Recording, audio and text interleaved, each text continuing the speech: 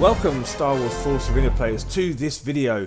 So it has actually been a while, I think, since there's actually been a game update. I'm assuming before Christmas, since there's been some news about some changes. But then today there's been a post on the forum that there will be some balance changes. LOL, balance, wow, that's a word I hardly ever hear in this game. Coming.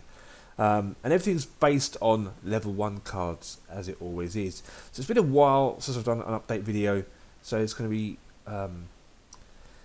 the usual format of just going through what the cards are, and feel free to pause the video to check out the details that you're interested in.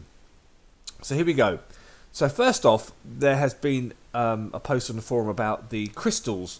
If you purchased the light side or dark side crystal packs, you should have got 2,200 crystals for the pack that cost £8, plus an additional 100 crystal bonus, which you didn't get. So what's happened is now is that they're actually going to give you those in an update after the update via the inbox of 100 crystal bonuses, which is good because I bought the pack the other day on the video, and I didn't even count, to be fair, so that's handy. But moving on, Darth Maul has had a change. Dark side leader, so his ability cooldown has increased from 60 to 75 seconds, which I think, if I recall rightly, they decreased it recently and gave him more health on his respawn when he dies. And it's like, well, really, do you not think that would cause an impact on the game? And obviously the fact that Darth Maul is dominant in 2v2 and 1 versus 1 has obviously made it impossible for them not to make the change. And as it says here, more skills allow players to play more aggressively. A large portion of players have shared their sentiments about him, and therefore they're increasing his passive skill cooldown to make it more of a challenge. So it's a 15-second increase, which is quite high. So hopefully that should make a change. Imperial Gunners as well. Imperial Heavy Gunners have low health and high cost, making them risky to use. With the right combination, however, they are still effective because of the high DPS. To help overcome this, their attack preparation will become faster to be more effective towards units of higher health, such as the AT-RT and the resistance fire to the guy with stick, to name a few. So attack preparation animation will speed up by 60% more than before. That'd be an interesting change, because right now the dark side are struggling to counter the AT-RTs. Rocket Troop is fantastic, but if you've got Ray, you can convert him or kill it quickly with an airstrike. And Blazemen aren't too bad either, but now you've got Heavy Gunners in there, so it'll be interesting to see if people use him more. And they did have a cost reduction, if I recall, a few months ago, from 5 energy down to 4. And that's it for the dark side. Onto the light side, we've got Anakin Skywalker. What we're doing here, stun duration for normal attack reduced 40%. So it's evident that Anakin Skywalker is an aggressive leader, a bit like Maul. Not only is he powerful, he's also able to adapt to almost any situation in battle. So his normal attack, he does a stun duration, and they're going to reduce that down to 40%, by 40%. So you've got a better chance of escaping rather than waiting to be slap silly and die. See how that plays out. Lando, more leaders. Lando, as long as I ain't 9 numb, I'm happy. More new leaders have made some of the original ones less attractive. One of which is obviously Lando. His skill may be a gamble, but he's cooldown to be decreased and emphasize strategic advantage.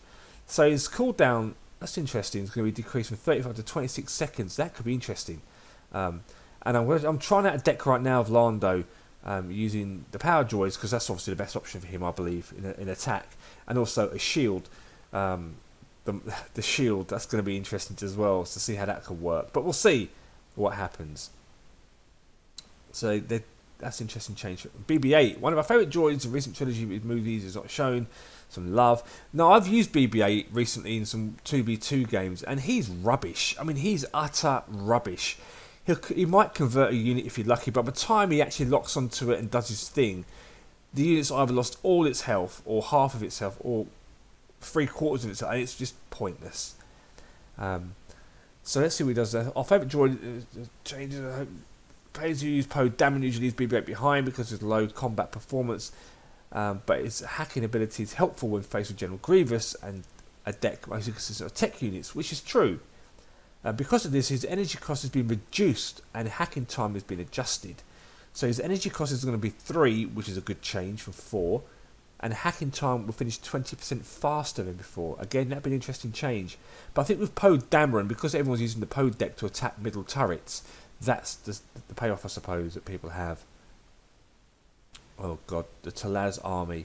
Are they still using these? Designed to be weak against most support cards with the area effect damage, Talaz army is efficient, but not as efficient as we thought it would be. We've taken this long to realise that. With the adjustments made to the movement speed and deployment time, they can quickly surround an enemy and their attacks will be most effective with the attack speed adjustments.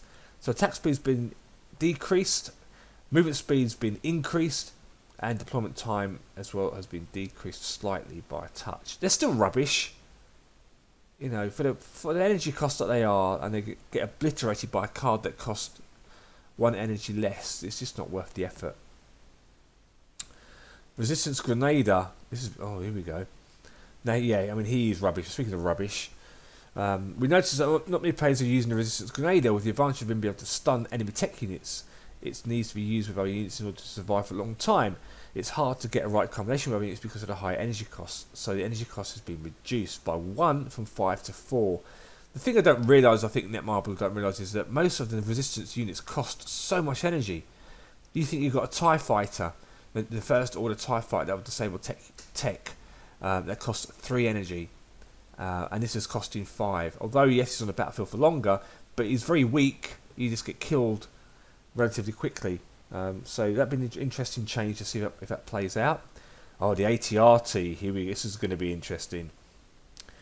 Now, I moaned about this card before I stopped playing the game because it was just ridiculous. Let's see what happened. It still is ridiculous. One of the most commonly used cards of the light side is, and the most despised card by the dark side, is the ATRT Walker, with his ultimate opponent with its high mobility and health and damage, making players feel it has no weaknesses, which is true. We've heard your feedbacks, and so its health is being decreased, causing those lights in the light side to be used as a more strategic method rather than just deploying a unit. So its health has been decreased by over 100.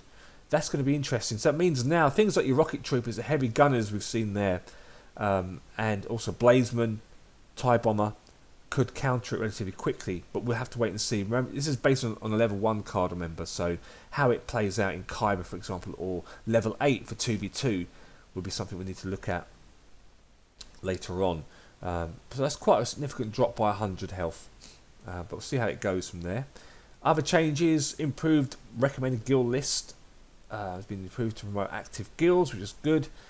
Hearing everyone's feedback, improved recommended guilds now listed displaying guilds which use the same language as you do. Well, that does help, doesn't it? You speak the lingo, that always helps. Other changes: fix an issue where Commander Cody doesn't summon rocket clone troopers in some cases. Okay. Fix an issue where Anakin Skywalker's skill rage makes him stop moving and or attacking. Fix an error where the first order execution is weakest against units list shows resistance sniper twice. Does it? Okay, that's not really, it's just big deal.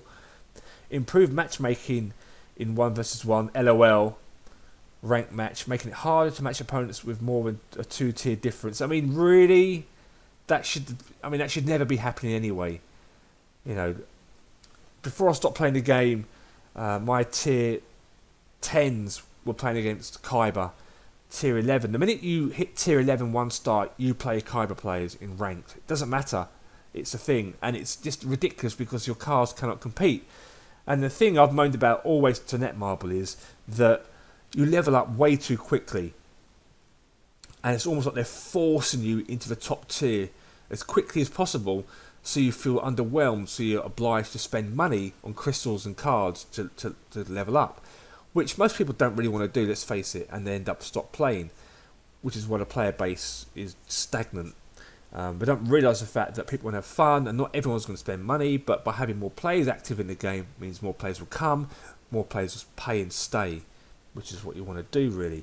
And I'm horrified that that's still the case to this very day, matchmaking. But we'll see how it plays out. You know, I'll put it to the test. I've got some accounts I can check it out on. Fix an issue where season rewards were incorrectly distributed. Okay, so once the servers go down today, 22nd, which is overnight, They're going to do the compensation for those who received things. So check your inbox to make sure you receive, if you were or felt that you were robbed of rewards. Check your inboxes for crystals and also for packs and cars to see how it all goes there. And that is it, really. Nothing about our dear friend Kylo Ren, who's dominating right now. I've noticed that with Kylo Ren and his unique combined together, they'll just 2 attacks, destroy a turret. It's as simple as that, and that really is a bit ridiculous. And you could stun him, but he really is hard to stop, especially when your turret's taken down to half health. But we'll see how it goes. But there you go, that are the list of changes. I'll leave a link below in the description for you guys who are on mobile. Want to check the link and read it for yourself at your own leisure. May the Force be with you.